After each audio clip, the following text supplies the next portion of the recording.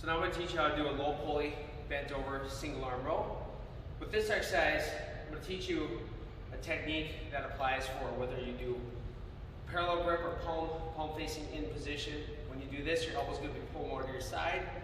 It's a pronated grip, and that's going to hit more lat. Or you could also do a reverse grip, which we're not going to go over.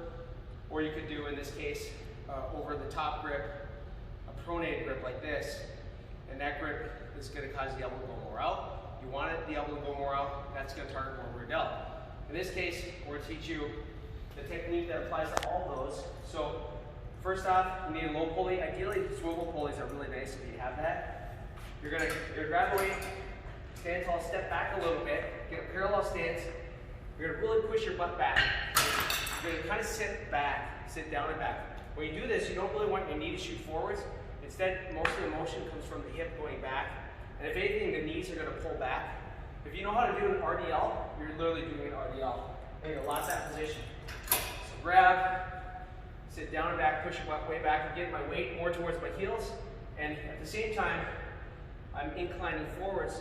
It's really important to keep this arch here low back. So I got that nice arch there. Some people like to use this right here, where you know you have that arch. That will help you give you some awareness of the arch. Or you can brace here. Now, first thing, I'm going to let the weight stretch me forwards, but I'm not going to drop my chest. I'm going to keep my chest up. I'm going to pull all the way back into my ribs, and then release. If I'm doing 1/4, quarter's right here. The first motion is always pulling your shoulders back. All rows are that way. Two motions. Shoulder blade first, squeezing together. Second motion is pulling into ribs. When you do this correctly, you're going to feel your lats work. You're not going to feel a ton of bicep. Think about pulling your elbows down and back. That's the trick. We don't want to over-recruit the arms.